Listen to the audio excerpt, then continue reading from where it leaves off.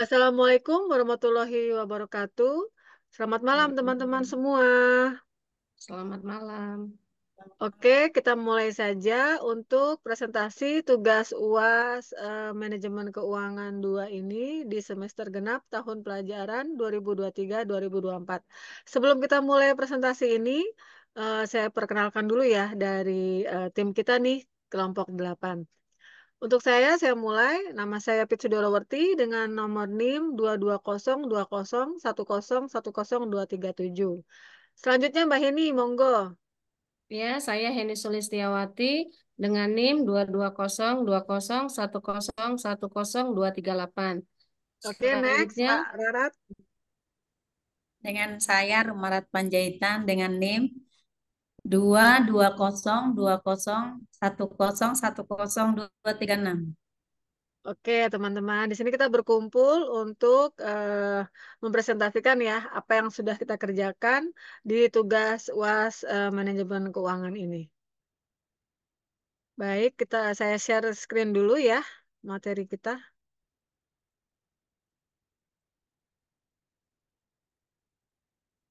Apakah terlihat teman-teman?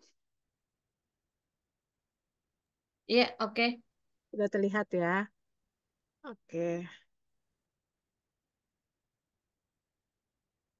kita mulai dulu. Oke, sebentar. Ini kita judulnya dulu. Oke, Bismillahirrahmanirrahim. Tugas UAS Manajemen Keuangan 2 semester genap tahun ajaran 2023-2024 dengan judul Analisis Penilaian Investasi Proyek di Kedai Kopi Diorama. Dosen Manajemen Keuangan 2 ini adalah Ibu Pustika Ayuning Puri, SE MSIM. Kami dari Universitas Cyber Asia. Daftar isi dari presentasi ini yaitu diantaranya 1. Latar belakang, 2. Tujuan analisis, 3. Metodologi, 4. Pembahasan, 5. Tujuan proyek, 6. Estimasi biaya. Untuk latar belakang nanti akan dibacakan oleh Mbak Rarat ya. Silakan Mbak Rarat. Ya, saya mulai membaca pendahuluan latar belakang. Investasi dalam industri makanan dan minuman, khususnya kedai kopi, telah menunjukkan potensi pertumbuhan yang signifikan dalam beberapa tahun terakhir. Konsumsi kopi di Indonesia terus meningkat, didorong oleh perubahan gaya hidup dan meningkatkan minat masyarakat terhadap budaya ngopi. Kedai kopi tidak hanya berfungsi sebagai tempat menikmati minuman, tetapi juga sebagai tempat bersosialisasi, bekerja, dan mengadakan pertemuan. Oleh karena itu, investasi dalam kedai kopi menjadi pilihan yang menarik bagi banyak investor. Oke, tujuan analisis. Silahkan dilanjut juga Mbak Rarat sama metodologi.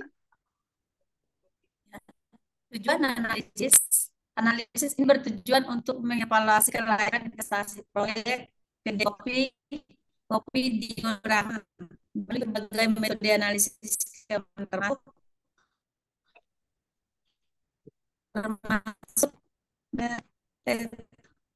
IR dan Present value. Putus-putus, Mbak Rarat bisa. Mohon maaf Mbak Rarat. Suaranya putus-putus. Bisa diulang. Untuk yang tujuan analisis.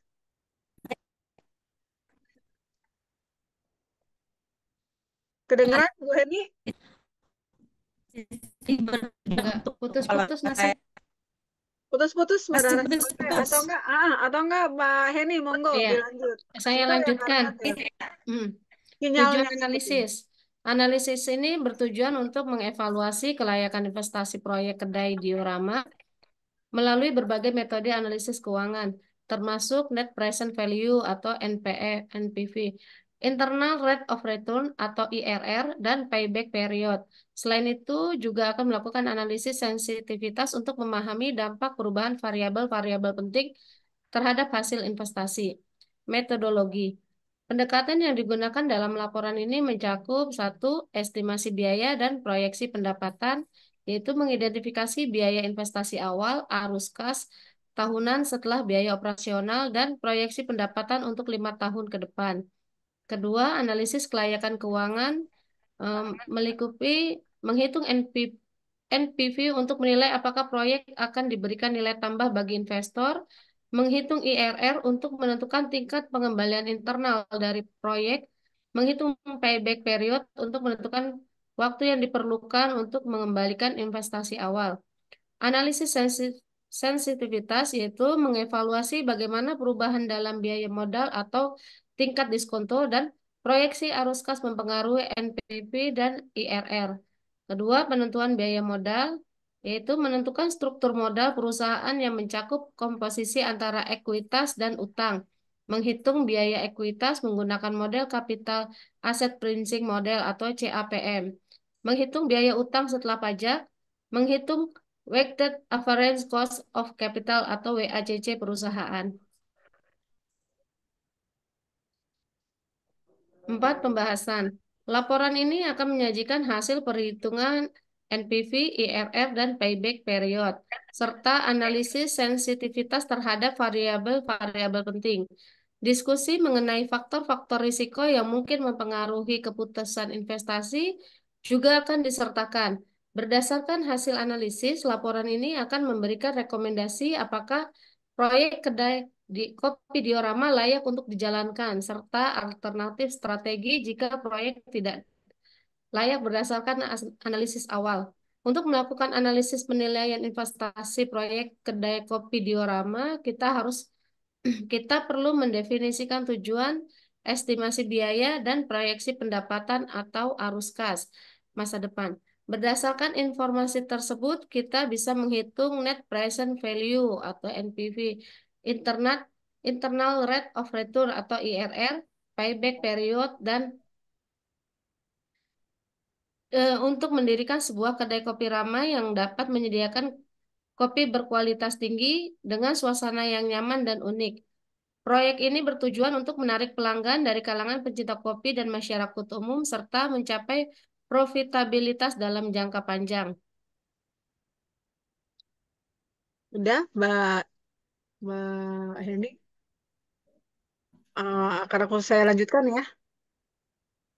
Oke. Oke, untuk yang keenam adalah estimasi biaya.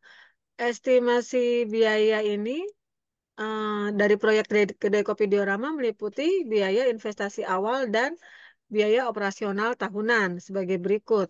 Untuk biaya investasi awal, renovasi dan dekorasi itu 150 juta, peralatan dan perlengkapan berupa mesin kopi, diantaranya meja, kursi, dan lain-lain itu 100 juta, biaya lisensi dan perizinan itu 10 juta, biaya promosi awal 20 juta. Total biaya investasi awal yaitu 280 juta. Untuk biaya operasional tahunan, biaya sewa tempatnya diestimasikan 50 juta, gaji karyawan 120 juta, biaya bahan baku 80 juta, biaya utilitas dan lain-lain 30 juta. Total biaya operasional tahunan adalah 280 juta.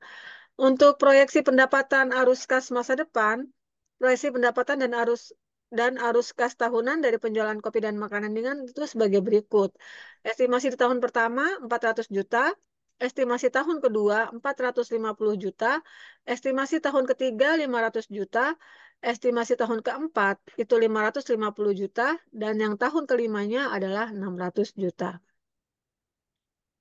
Untuk analisis penilaian investasi ini, dalam melakukan analisis penilaian investasi, kita perlu menghitung NPV, IRR, dan payback period berdasarkan proyeksi arus kas tersebut. Mari kita hitung masing-masing metriknya. Untuk net present value dihitung dengan mendiskon arus kas masa depan ke nilai saat ini menggunakan tingkat diskonto tertentu atau cost of capital. Misalkan tingkat diskonto yang digunakan adalah 10%. Yang kedua adalah internal rate of return atau IRR-nya adalah tingkat diskonto di mana NPV proyek sama dengan 0. Yang ketiga, payback adalah waktu yang diperlukan untuk mengembalikan investasi awal dari arus kas yang dihasilkan oleh proyek.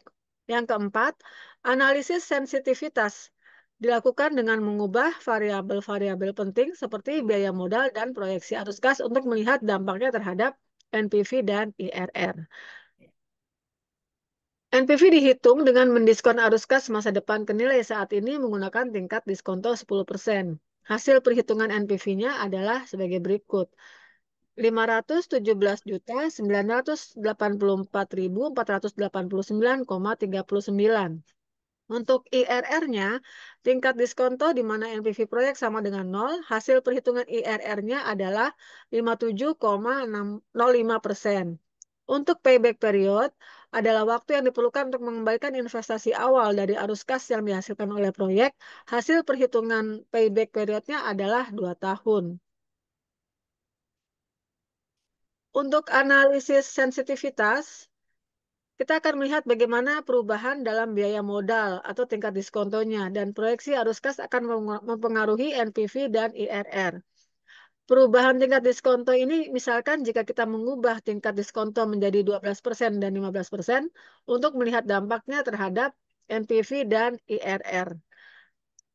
Misalkan kita mengubah proyeksi arus kas tahunan menjadi lebih rendah untuk melihat dampaknya terhadap NPV dan IRR, proyeksi arus kas baru adalah sebagai berikut. Di tahun pertama 100 juta, tahun kedua 150 juta, tahun ketiga 200 juta, tahun keempat 250 juta, tahun kelima 300 juta. Berikut adalah hasil penilaian sensitivitasnya. Terlihat di sini adalah perubahan tingkat diskontonya dengan tingkat diskonto 12%, NPV-nya menjadi 472 juta 423.945,84 rupiah. Lalu NPV dengan tingkat diskonto 15%-nya adalah 411 juta 015.752,27 rupiah. Untuk perubahan proyeksi arus kas itu menjadi 442 juta 168.753,99 rupiah. IRR-nya dengan proyeksi arus kas baru itu adalah 50,29%. Kesimpulan analisis penilaian investasinya untuk net present value-nya itu adalah 517.984.489,39 rupiah. Proyek ini memiliki NPV positif yang menunjukkan bahwa proyek tersebut diharapkan menghasilkan nilai tambah bagi investor. Lalu untuk internal rate of return-nya itu 57,05%. Ini jauh lebih tinggi dari tingkat diskonto 10%, yang menunjukkan bahwa proyek ini sangat menguntungkan. Untuk payback period 2 tahunnya, yang relatif tingkat ini menunjukkan bahwa investasi awal dapat dikembalikan dalam waktu yang cukup cepat. Lalu yang keempat adalah analisis sensitivitasnya. Perubahan tingkat diskonto, di mana NPV tetap positif meskipun tingkat diskonto dinaikkan menjadi 12% dan 15%. Untuk perubahan proyeksi arus kasnya, NPV dan IRR tetap positif meskipun proyeksi arus kas diturunkan. Itu menunjukkan bahwa proyek ini cukup tahan terhadap perubahan dalam arus kas. Secara keseluruhan, proyek kedai kopi diorama tampak menguntungkan dan memiliki potensi yang baik untuk memberikan pengembalian investasi yang positif. Saya lanjutkan untuk penentuan biaya modal untuk proyek kedai kopi diorama. Dalam menghitung biaya modal, kita perlu menentukan struktur modal perusahaan, biaya ekuitas, biaya utang, dan kemudian menghitung weighted average cost of capital atau WACC. Maaf, apakah suara saya terdengar, teman-teman? Terdengar, Mbak. Oh iya, oke. Saya lanjutkan ya. Untuk struktur modal perusahaannya itu terdiri dari 60% ekuitas dan 40% hutang. Biaya ekuitas dapat dihitung menggunakan model Capital Asset Pricing Model atau CAPM. Dengan rumus biaya ekuitas atau RE itu sama dengan RF ditambah beta dikali RM dikurang RF, di mana RF adalah tingkat pengembalian bebas resiko atau risk free rate, beta adalah beta perusahaan atau mengukur volatilitas relatif terhadap pasar, RM adalah tingkat pengembalian pasar atau market return. Misalkan tingkat pengembalian bebas risiko RF-nya adalah 6%, beta sama dengan 1,2, tingkat pengembalian pasar RM sama dengan 12%. Untuk biaya utang adalah tingkat bunga yang relevan. Misalkan tingkat bunga utang adalah 10%, karena biaya bunga utang dapat dikurangkan dari pajak, biaya utang setelah pajak dihitung sebagai rumus berikut ini. Biaya utang atau RD sama dengan RD dikali 1 dikurang T, di mana T adalah tarif pajak perusahaan. Misalkan tarif pajak adalah 25%. Lalu yang keempat adalah weighted average cost of capital yang dihitung sebagai rata-rata pertimbangan dari biaya ekuitas dan biaya utang. Dengan rumus seperti yang tertera di sini, yaitu WACC sama dengan E dibagi E plus D dikalikan RE ditambah D dibagi E plus D dikali RD dikali 1 dikurang T. Di mana E adalah nilai ekuitas, D adalah nilai utang. Lalu kita hitung biaya ekuitas, biaya hutangnya, dan WACC menggunakan parameter di atas. Perhitungannya adalah seperti tampak di bawah ini, yaitu biaya ekuitas atau RE menggunakan CAPM senilai 0,132 atau 13,2%. Untuk biaya utang setelah pajak atau RD itu ada di 0,75 atau 7,5%. Untuk yang WACC-nya, nilainya adalah 0,1092 atau 10,92%. Kesimpulannya adalah biaya ekuitas itu sama dengan 13,2%, biaya utang setelah pajak itu adalah 7,5%, WACC-nya itu 10,92%. Nah, struktur modal perusahaan yang terdiri dari 60% ekuitas dan 40% utang dengan WACC sebesar 10,92%. WACC ini dapat digunakan sebagai tingkat diskonto dalam analisis investasi untuk proyek kedai kopi diorama. Untuk analisis, apakah teman-teman ada yang mau mencoba membacakan? Mbak Heni atau Mbak Baca Ali? ya. Oh, Mbak Rarat, silakan. Barat, monggo. Mau mencoba membacakan, boleh? Ya, analisis keseluruhan untuk proyek kedai kopi diorama. Rekomendasi kelayakan proyek berdasarkan perhitungan sebelumnya. Satu, net present sebesar 517.984.489,39 rupiah. NPP positif menunjukkan bahwa proyek ini diharapkan menghasilkan nilai tambah bagi investor. Dua, internal rate of return atau IRR 57,05%. IRR yang jauh lebih tinggi dari WACC atau 10,92%. Menunjukkan bahwa proyek ini sangat menguntungkan. Tiga, payback period 2 tahun. Payback period yang relatif singkat menunjukkan bahwa investasi awal dapat dikembalikan dalam waktu yang cukup cepat. Rekomendasi, proyek kedai kopi diorama layak untuk dijalankan berdasarkan analisis keuangan. Proyek ini diharapkan memberikan pengembalian yang tinggi dan cepat terhadap investasi awal. Lanjut, Mbak, monggo. Faktor-faktor resiko yang mungkin mempengaruhi keputusan Investasi. Kelihatan? investasi. Nggak kelihatan aku. Oh, nggak kelihatan. Mau lanjut? Kelihatan semua atau Coba, enggak? iya nggak kelihatan. Oh, nggak Kelihatan. kelihatan. Mbak Aku Heni lanjut aja. kelihatan? Aku Ah, kelihatan. oke. Mbak Heni mau dilanjut? Oke. Aku lanjut. Ya. Oke. Faktor-faktor resiko yang mungkin mempengaruhi keputusan investasi. Meskipun analisis keuangan menunjukkan bahwa proyek ini layak dijalankan, terdapat beberapa faktor risiko yang perlu dipertimbangkan. Satu, perubahan kondisi ekonomi. Resensi atau perlambatan ekonomi dapat mempengaruhi daya beli konsumen dan permintaan terhadap produk kopi. Kedua adalah persaingan. Tingginya persaingan dalam industri kedai kopi dapat mempengaruhi pangsa pasar dan margin keuntungan. Ketiga, biaya operasional.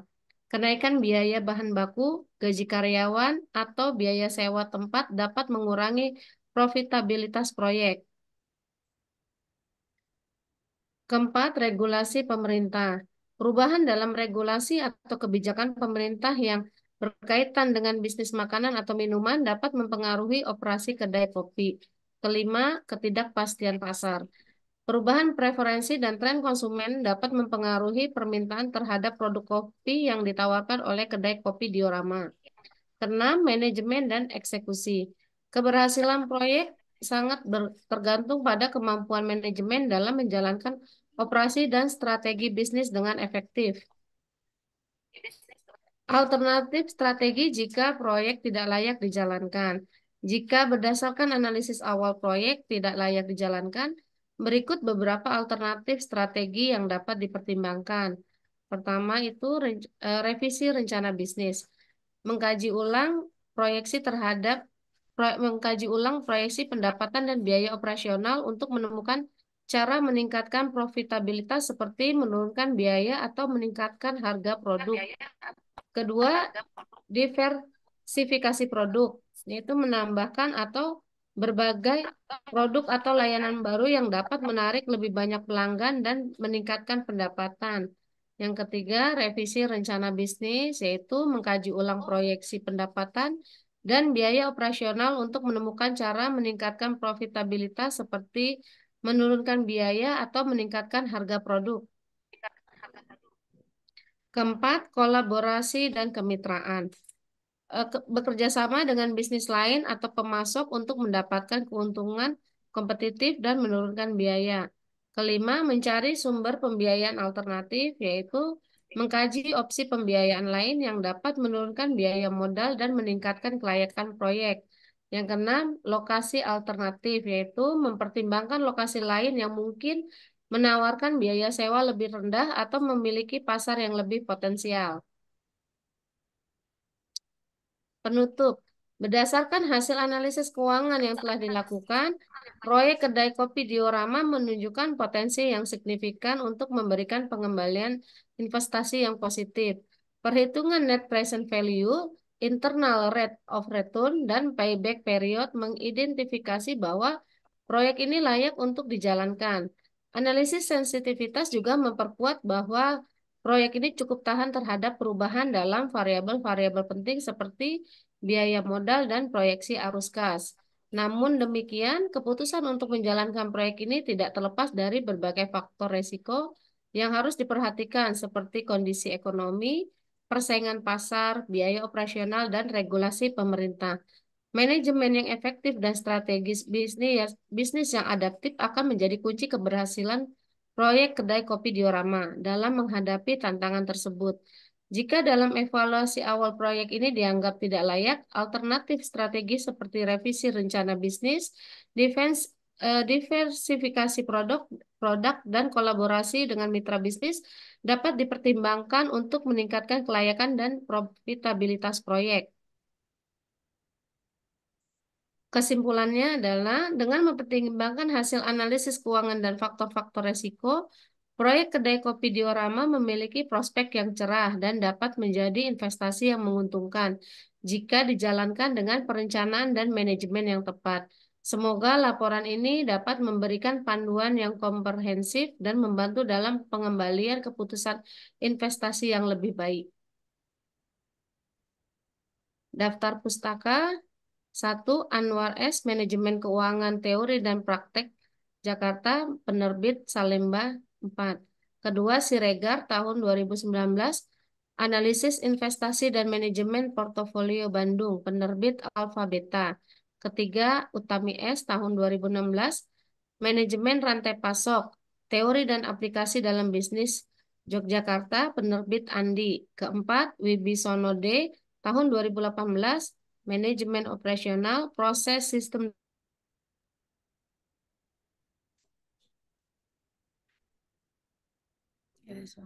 Sistem dan strategi. Saya lanjutkan. Halo, Mbak Eni? Sinyal sepertinya ya, ya. Penerbit Erlangga University Oke. Press. Oke. Yang terakhir adalah kita ya. Ini adalah kami, kelompok 8. Dan ini sekian dari kita ya. Alhamdulillah kita sudah menyelesaikan Alhamdulillah. tugas ini ya. Semoga berkenan dan terima kasih teman-teman untuk Terima kerjasamanya. kasih semua. Ya, Sukses. Assalamualaikum, selamat Wassalamualaikum warahmatullahi malam. wabarakatuh.